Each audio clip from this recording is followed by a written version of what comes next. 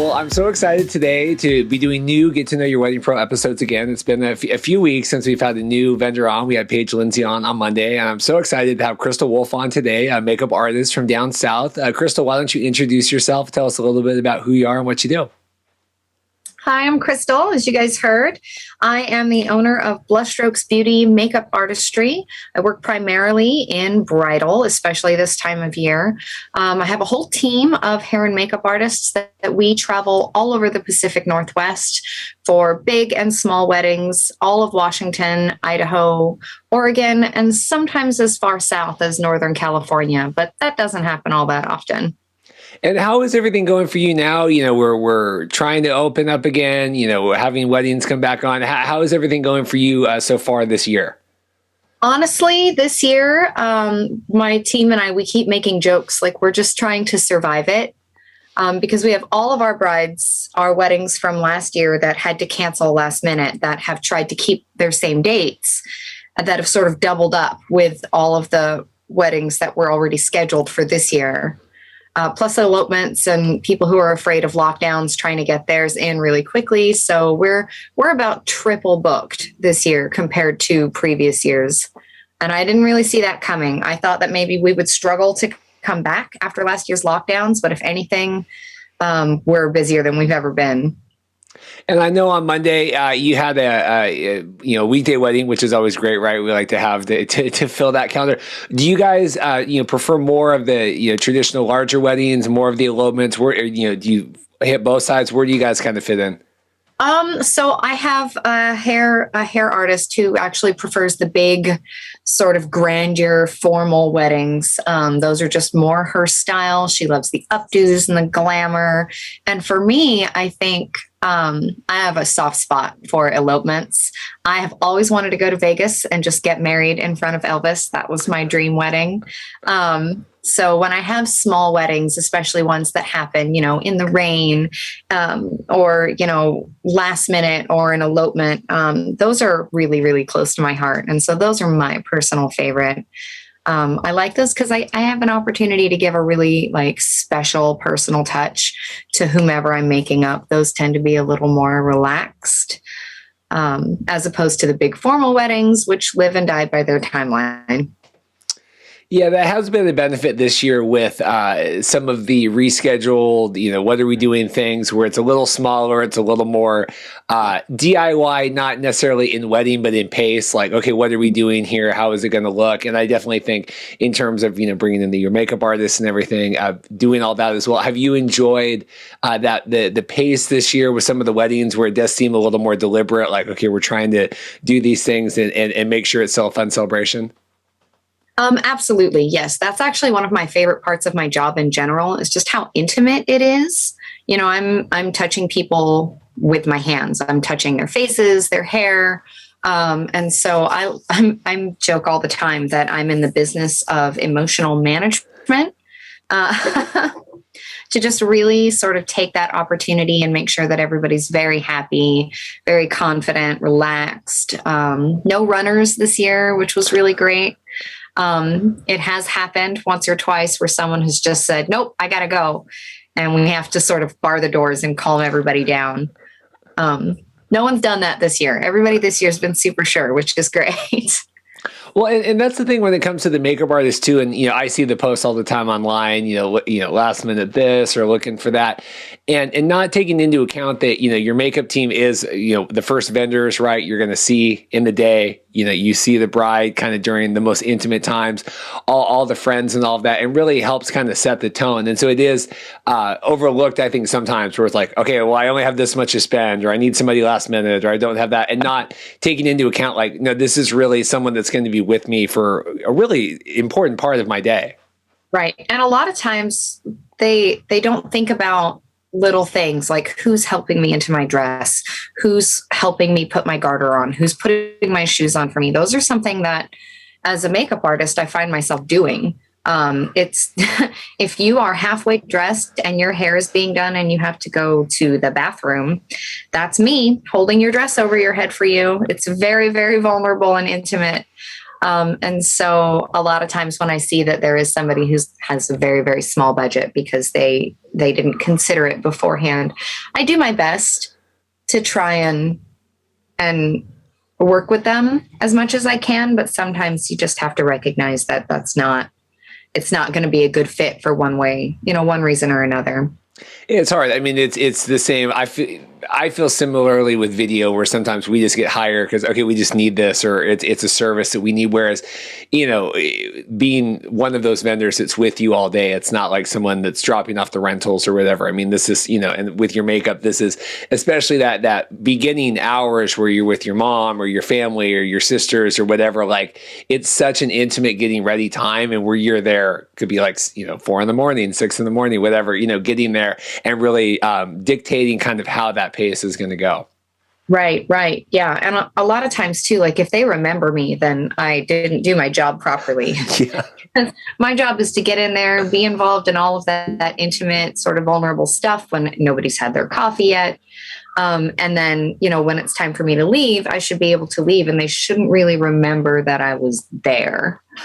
So trying to just keep things as calm and relaxed as I can usually is how that goes. It's always, you never know how things are going to end up too. And then especially with, I think, going back to what you said about the last minute brides who are like, I only have this much to spend. A lot of times they haven't considered too how much of a liability my job is. So it's not just getting in and setting the pace for the day and making sure you look beautiful. It's also making sure that everything is hygienic, everything is sanitized, and there's no risk of someone getting sick. And also, your makeup is going to look bad if my tools are dirty. That's just the way it is. So coming in and setting up basically a clean room in order to start applying hair and makeup, and then keeping everything clean throughout the process is really difficult. And if I'm sick, everybody's sick. Yeah. So it's a big deal. So how did you get involved? Are you from the area? Are you from the Pacific Northwest? So I grew up in Southern Alabama, and I moved here about 18 years ago. I started doing makeup as a hobby like 10 years ago, I want to say 10 or 11 years ago. And at the time I was working in volunteer positions in victims advocacy with the Sexual Assault Center for Pierce County. And then I was also doing some of the crisis text line work with LGBTQ youth. Those are both really hard jobs emotionally. And there was a point where I was not super healthy dealing with my own stuff, and I just couldn't emotionally handle the weight that those jobs carried with them. And so I had to step away. And once I was, all better and I had been away for long enough, I didn't really want to go back, but I also didn't have any kind of work that was terribly fulfilling for me. And so I started doing makeup all the time as a hobby, and pretty soon it snowballed into people asking me to do it for them for parties, or if they could pay me to do it for their wedding, which led to me taking some classes, some hygiene and safety courses. It sort of snowballed from there. And I've been doing business as a legal business entity in Washington, insured and everything, for going on 6 years now. And it's the best job. It's the best job ever. My absolute dream job. That's fascinating. I was racking my brain. Jessica Van Campbell, she's a florist. I think was on episode 8 a really long time ago. She is also a grief and crisis counselor, right? And so she also, and I think she was, this was years ago now, but was using florals and everything as a way to balance that, right? Because it is so emotionally taxing. Did you have a background to prepare you for that? Or what was that like to go through the processes of that work? So my background is mostly through experience. I was a foster kid in Alabama. And so I saw a lot of what I dealt with on a regular basis through the crisis center firsthand as a kid. So when I came here and I was looking for work that wasn't just, receptionist or working in a pizza place or something, I wanted to do something that would make a difference. And I saw a lot of really positive and beautiful things in that work, but I also saw a lot of ugliness. And while at first, like when you first start doing the job, it's really easy to focus on the good things that you're seeing. But it does get heavier and heavier the more you do it. And so just sort of balancing that with something that was unique and considered beautiful, like makeup is beauty, was just a really easy way without spending thousands of dollars in additional therapy. My friends call me a therapy junkie because I'm a big fan. But yeah, it was just a nice way to sort of balance it out with beauty. So we've got the ugliness and the beauty, and I could work some of what I was feeling or I had seen or experienced into some of my more graphic makeup. Especially working with photographers in the area, it was easier to get that done. Yeah, that's. I think that I absolutely get it. I used to work in news with my camera stuff, and it was a lot of negativity, right? And it was a lot of things. I mean, nowhere near as heavy as obviously, counseling and dealing with that. But the first wedding I went to, and I was like, oh my God, like everyone's happy here. Like everyone wants me here, right? Because my now wife, but I don't even know if we were engaged at the time. She goes, well, how was it? I go, I'm so used to people not wanting me around. Like nobody wants like a news camera around, right? That always means like something bad is something bad happened. And I'm like, it's so weird to have like everyone want me to be there and be excited. So I absolutely understand like trying to balance that out. What was it like making that transition and going through the process of kind of establishing and becoming the makeup brand? It was hard. It was really hard because when you first start charging, when people first started asking me like, what can I pay you? Like I didn't have a business name. I didn't have separate brushes for myself and them. Like I had no idea what I was doing. And so after the first couple of times of just saying, whatever you think is fair is totally fine. And realizing that I couldn't continue to do that. I either had to say no, or I had to come up with something that was going to be reasonable for all of us.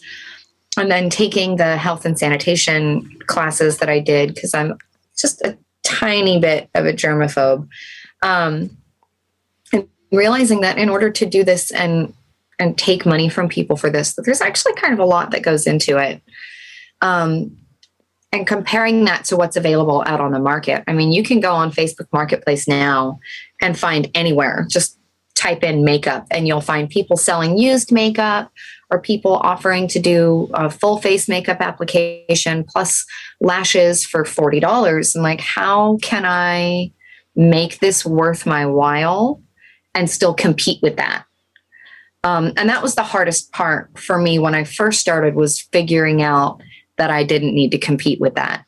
That I just needed to focus on doing what I do really well, doing it in a way that is safe for both me and the person that I'm with, and doing it in a way that benefited both of us. And the people who are doing, $30 makeup application plus lashes,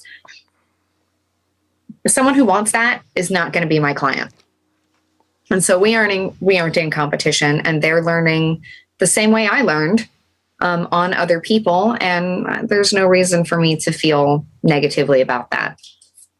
Yeah, that's the hardest thing in starting out or doing anything new, and it is that comparing that, and I'm still guilty of it in stuff that I do, and it's like this learning process of and you see it all the time. People, like I'm in these video groups, and you see people, complain all the time online. Oh, someone's offering every drone in 20 hours and $500 and whatnot, and you're like, that's not. But it's so hard, right? Because it's your you're trying to grow and you're trying to expand and you're trying to find new clients, and it's right.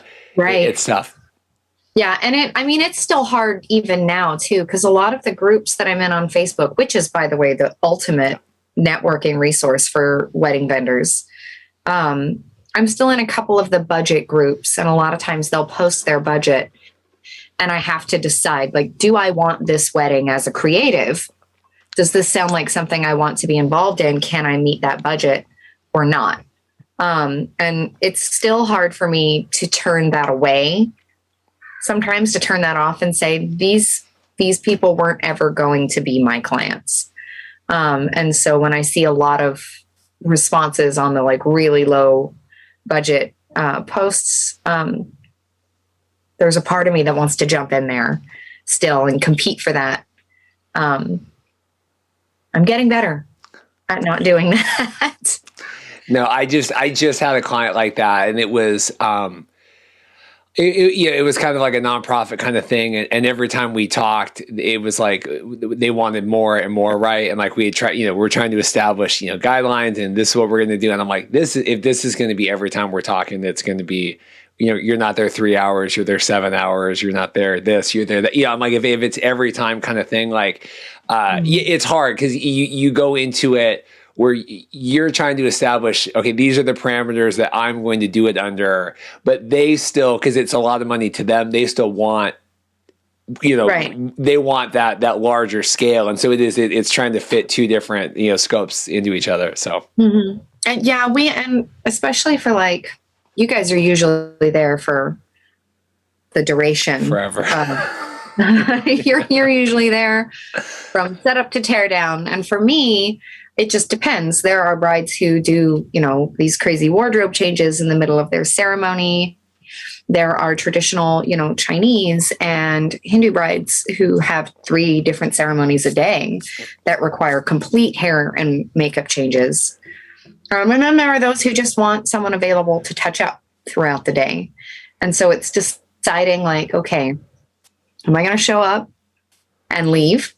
Or am I going to show up and be there for the whole day? And, what exactly are you hoping for? What are you hoping to get out of what you're paying me for? And asking them that question up front usually gives me a pretty good idea of how long I'm going to be there. But just recently, just last week, I was contacted by someone who had paid for their makeup trial with another artist and just was very unhappy, super duper unhappy. She was crying when she called me. And so with her, I was able to say, you know what, you're not very far from me. Let me give this to you for, this super low amount that you're not going to see on my website because I want to be able to help. But what she missed out on was a trial with me. She missed out on a lot of the communication that she would have with me. But she was really happy in the end. And I was glad that I was able to do that for her. So it's really a case by case. Yeah, and it is. It's one of those like, I used to have the like, well, if I'm around kind of rate, like, well, if I'm around, like I can go, like, okay, if, Sunday afternoon, like, okay, maybe, but, if football's on or something, maybe I don't want to go, it's one of those like, oh, you got to decide. So when you, we're setting up the your makeup business, right? We're doing all that. In terms of like branding, in terms of what you wanted to represent, right? I always ask like, who is your ideal client or bride or, whatever. What did you want kind of your branding image to be? I wanted my branding image to be very focused on the person not looking different. So really fresh. Like if you go to my website right now and you look at, I have a couple of pages. One says before and afters and one says pro work. My before and afters that I post are not retouched. I don't even change the lighting in them. And so if you go and you look at those photos, you can find some of those same women in the pro work section and compare, what are you going to look like in person versus what are you going to look like on camera? And for me and my brand, it was really important that I show that you don't look different. And I do meet with brides occasionally who want, they call it a full beat. They want that full beat, that sort of Instagram complete contour and highlight. And sometimes I have to break up with those clients because that is 100% not what I do. And there's always that concern that like, please look at my website, please check and make sure that the style of application that I can do is going to match up with what your vision is. And so for me, it's all about like making sure that when you look at my website, you get this idea of like fresh and glowing, but not just because you're young. That's for everybody. So yeah, I coming up with like a brand and making that part of my brand was hard for me to visualize because anybody can take a pretty picture and edit it. So deciding to post the before and afters as well as the pro work that I have on there was really hard, because before and afters can be very easily picked apart by just about anybody. You can see all of the mistakes. You can see the pores and the texture on the skin.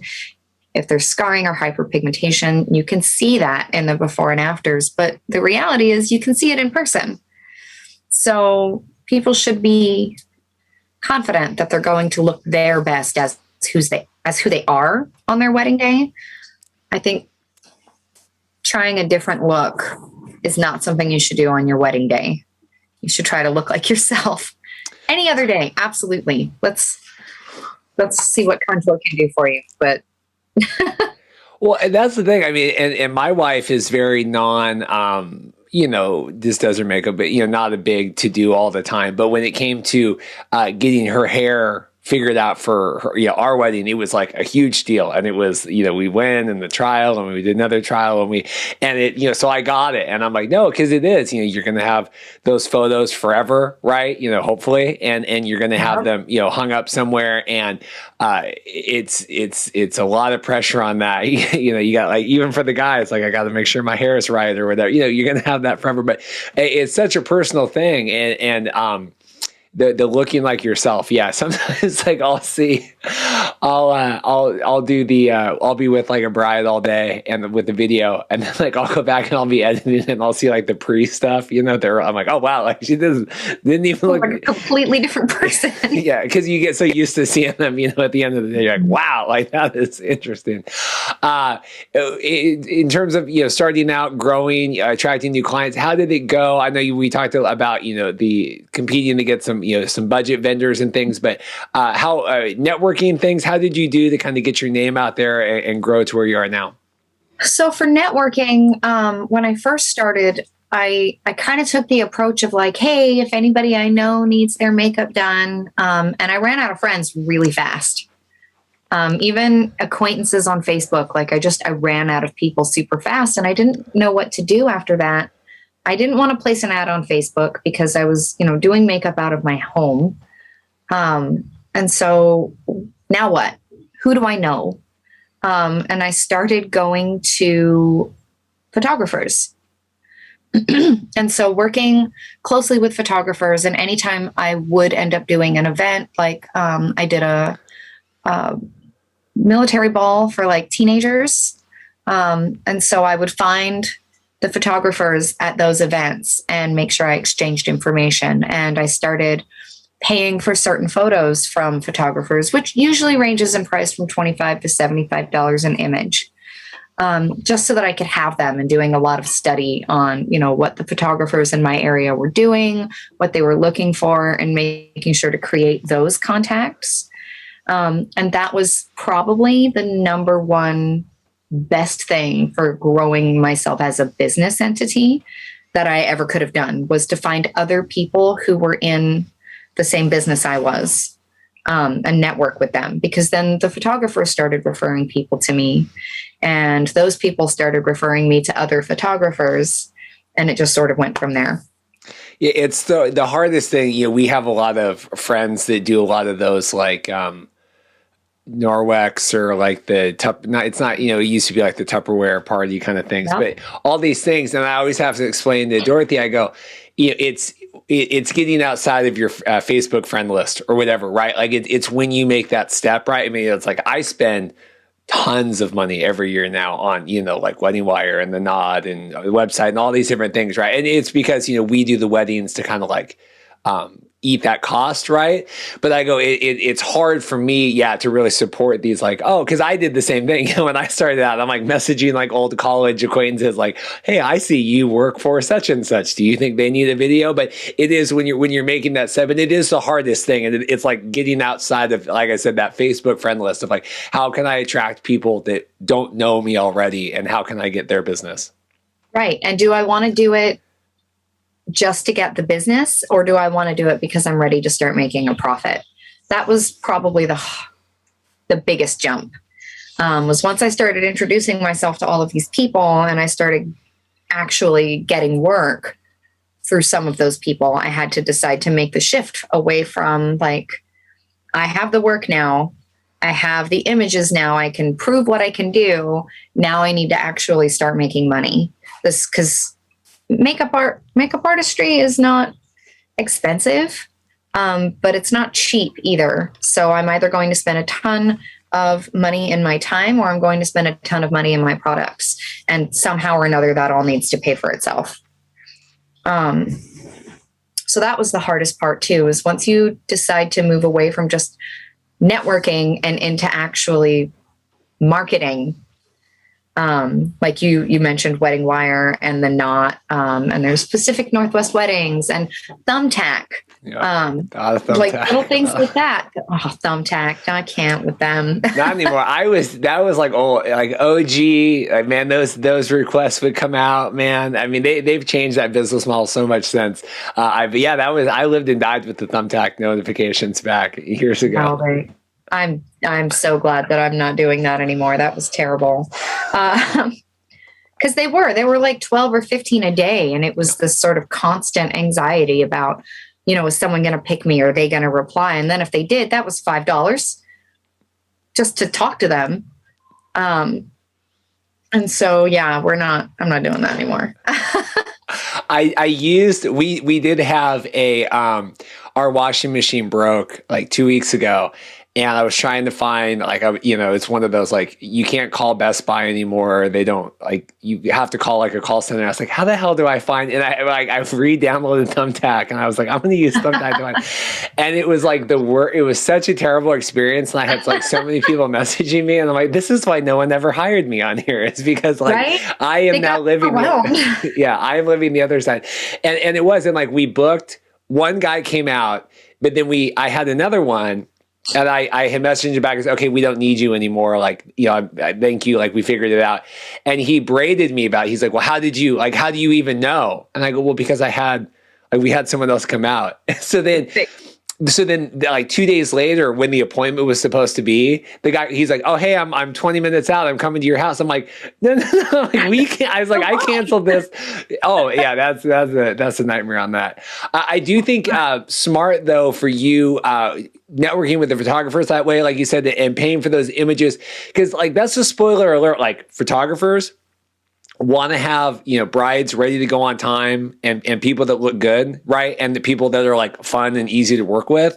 And so like most of like the makeup artists that I know, like I was at a networking thing last night and Ann Timms is there, and she's like, big Ann Timms flies all over the world stuff.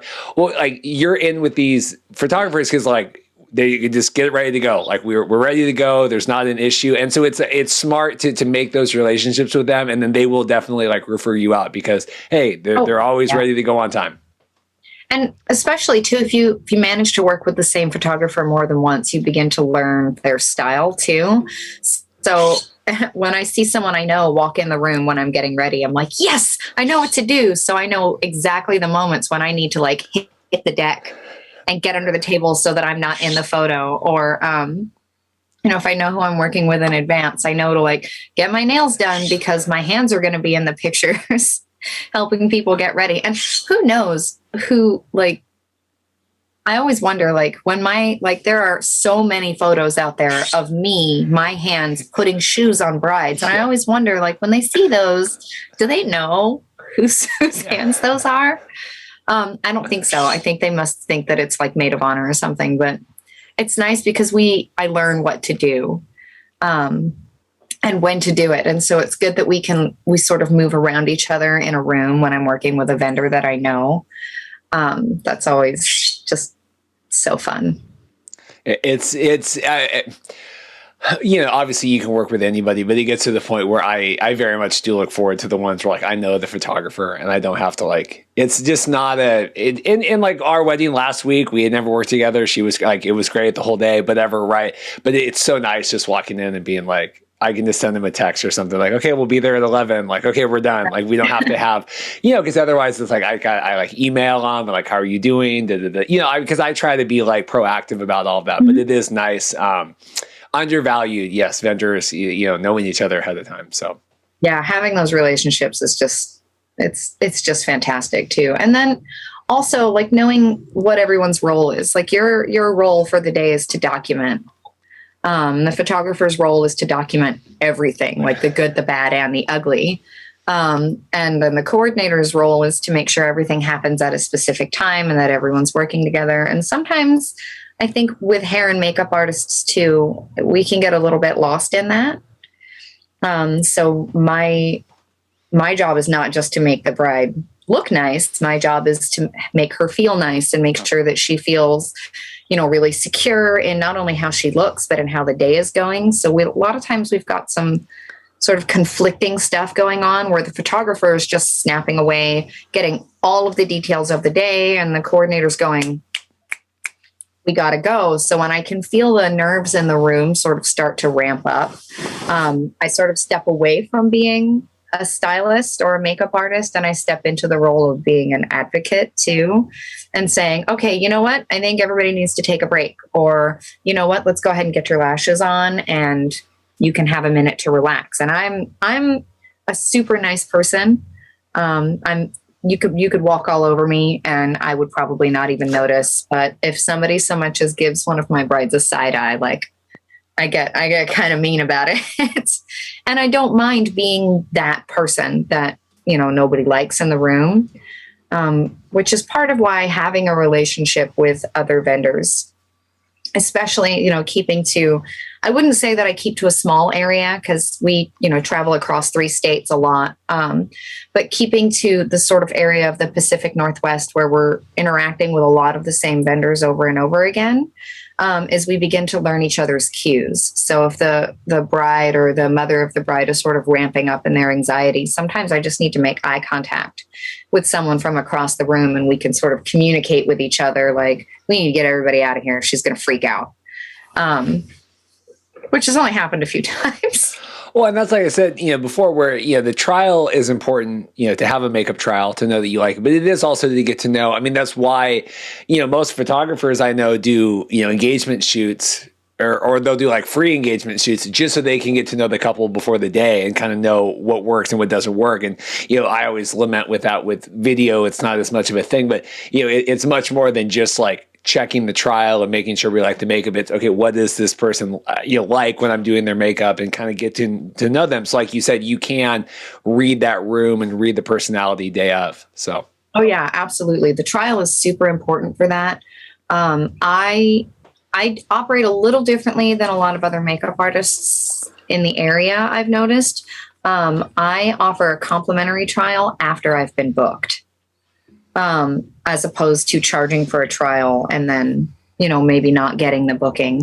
And that's part of why my website it's important to me. I always ask the brides, like, go to the website, look at my work to make sure. Because it's important for them to get to know my style. But then during the trial, it's important for me to get a feel for them so that I can help set them up for, what it's actually going to look and feel like on the day of, sort of set their expectations up based in reality as opposed to based on what they see online, which is my number one, hurdle to sort of overcome.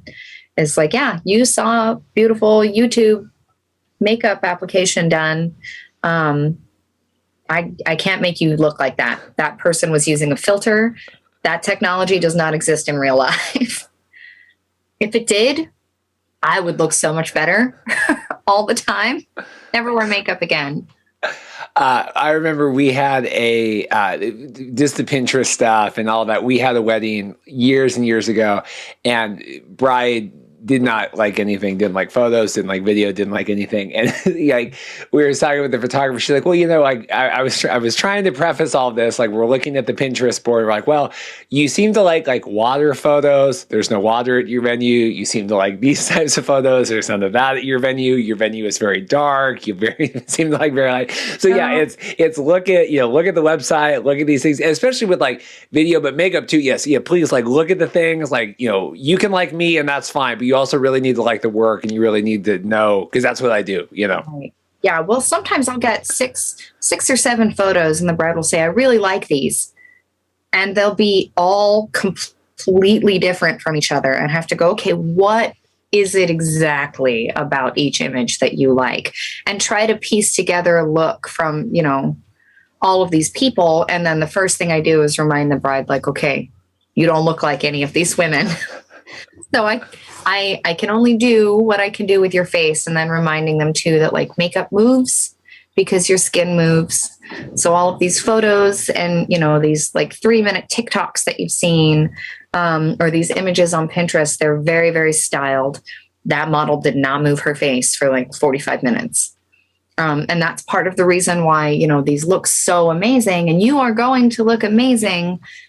But here's what we can realistically expect to happen, you know, throughout the day. I do always ask after the trial for the brides to send me a photo before they wash their makeup off at the end of the day, so that I can see how it lasted.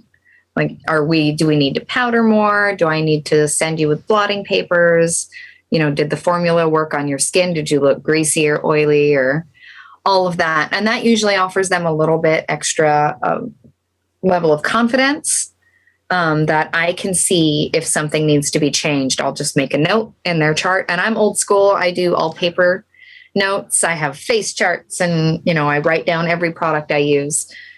So when it comes to the day of, I can just kind of slap it on there, and be in and out really quick if that's what they need. And they don't need to be worried about the makeup going anywhere, which is. I like that. I think that's a good idea, that end of the day photo. I think and it makes them so much. Well, and it makes them feel like you're doing more stuff. Like, even if you don't, like, maybe not all the time you need that, right? Like, we send out this big questionnaire for all of our weddings, right? And maybe we don't always need all of that information, but it makes them feel like, oh, wow, like Crystal's like really like that's going that extra mile to get, you know, service, right? To get the sort of, the feel. It makes them feel like I'm really invested in the whole day, as opposed to just invested in the few minutes that I'm there. Not that I'm not invested in the whole day, but I mean, if I'm not contracted to be around, realistically, I'm kind of not invested in the whole day. If drama happened, I definitely want to hear about it later. Yes. But I am invested in my work and making sure that it stays in place and does what they need it to do. So yeah, I think it makes them feel more confident and secure. And sometimes none of that matters. Occasionally, twice it's happened so that it didn't matter. Once I had a bride who had like a very specific plan in mind. We did the trial, everything was great. We put her makeup on, and last minute she decided to throw herself into the ocean for a photo opportunity when nothing was prepared. Like, she did not have that kind of makeup on. So fortunately I was nearby. Wow. And I was able to come back and help. Because they did that at the beginning of the reception instead of the end. Yes. And then the second time we did a trial, this was for a McMinnville wedding. I drove down to Bend, did the trial, everything was perfect. And then we had a record heat wave, and it was 115 degrees the day of her wedding. So everything we had done for the trial was completely out the window, and we had to do something totally different and hope for the best. And it worked out great. By the way, makeup didn't move. Her hair maybe didn't fare quite as well, but at 115 degrees, what are you going to do? I can't fight the sun. Yeah, it was that 103 whatever degree weekend like last month, and yeah, our bride, it was just like melting like down her face. Oh, it's like we were just doing the live stream, so we weren't there, but like I just went and said hi, and it was just like it's like the wax figure, you know. And there's nothing. I mean, there's not a lot that we can do about it, and not very many makeup artists are prepared for that. I direct youth theater in the off season, so I do a lot of makeup under the hot lights. Mm-hmm. So I have those sort of heat barrier sprays to prep the skin with, just by chance. I feel like a lot of wedding artists, our makeup only needs to last for like 8 hours, and usually not under a spotlight. So I got lucky, or happened to have that kind of product available to me. It's nice. Well, Crystal, this has been fun. We'll have you plug all your stuff. Anything else before we let you go? Plans here for the next for the rest of the season? Anything big coming up?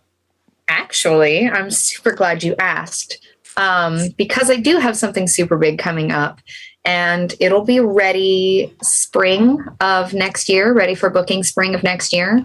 Let me just real quick give you a little backstory. 2 years ago, 2018, I was contracted by a bride who was having sort of a beach wedding. She had a venue, but she told me that she had to rent a tent to get ready in, which that's fine. It's no big deal. It happens all the time. But I got there and I usually dress in all black. I wear like a black long sleeve t-shirt and black leggings and black Doc Martens just to make sure that I look like staff. And so I got there and it wasn't like an event tent that she had rented. It was a Coleman, like two-person like camping tent. Yeah. And I ended up on my hands and knees in my Doc Martens in a blue Coleman tent trying to put this bride together with her big poofy dress and all of the makeup. And I was plugged in, my curling irons were plugged in behind the porta potties. And I decided at that moment, never again. I will never do anything like this again. So I saved up and I purchased a 1968 jet travel trailer and I gutted it. And so it should be ready this fall for me to stage a shoot, but I now have a traveling mobile bridal suite. That's awesome. That will fit up to 7 people, including me, inside and out with a little like getting dressed area. And so it's basically a mobile getting ready room. So anytime there's a beach wedding or a garden wedding or somewhere where the bride is going to have to rent a space, I can simply bring it.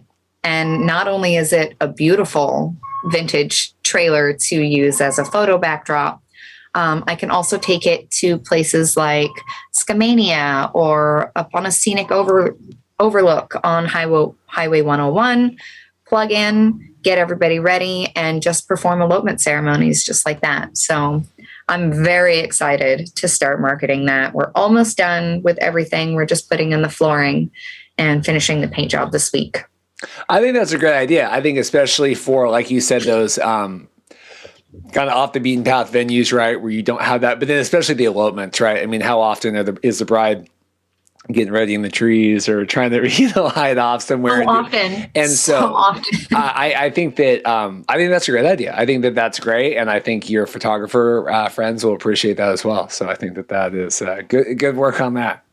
Thank you. Yeah, I'm very excited to start marketing that. We named it Betty Suite, the bridal suite. Very, very exciting. And it's big for my business too, for my team, because a lot of times we find ourselves in tiny hotel rooms, bumping into each other and trying to work as quickly and efficiently as possible with this much space. So it'll be nice to have that. Well, or even just to be able to spread it out, right? Where like I'm even thinking like Craven Farm is a really tight like bridal suite, right? And being able to say, well, hey, maybe part of your girls could get ready, right? Like I don't know. I mean, just being able to spread it out a little bit too, where even if they do have it getting ready, if it's not like the biggest room, because once you get like 2, photographer, video, all the makeup people, mom, everybody, grandma, it's like all of it's tight, yeah. And with the camper too, we'll have space for them to sit. And I have a little outdoor space right outside the door that's 9 feet by 13 feet that has curtains and stuff too. So we have additional getting ready space if they just need to be getting dressed or if they want to sit outside. But we can also put away the table and chairs so that we have more floor space to do things like hair and makeup. It's just so versatile. I can't believe I didn't already do this years ago. So yeah, I'm super excited for that. Well, good. Well, Crystal, if people would want to learn more about you and all the stuff you do, where would you have them check out? I would have them check out my website. It's www.crywolfendeavors.com. You can get an idea for just about everything I do. Pretty soon, the camper will be up on the website as well. It's not currently listed because I'm not ready to start marketing it yet. But you can get an idea for everywhere I travel, the weddings that that have been both the most complicated and the easiest ones to do. And you can see both before and afters that are in real life, real lighting, exactly the way these people look, as well as getting an idea for what your makeup's going to actually look like in your photos. I think that's the biggest part of my website that I like to encourage people to look at. Like if you look at our parents' wedding photos, our moms had big poofy hair and red stripes on their face. And it's really important to me that my couples can see themselves in their photos for the rest of their life. So if they, check out my website and see the difference between the before and afters and the photographer's photos. And it's a lot of different photographers too. I also have a page on my site that lists the vendors that I work regularly with and recommend. So that's always a good resource too for someone who maybe doesn't have a coordinator yet, or, a venue. I get a lot of that. Well, Crystal, this has been so fun. I'm so glad to make new connections on here, and hopefully we can cross paths here coming up here soon. Awesome. I look forward to that. If you're like Crystal, you're interested in coming on the podcast, you can go to bestmadevideos.com/podcast guest. And that's a nice, easy questionnaire we have. And we'll see you next time. Thanks again. Bye.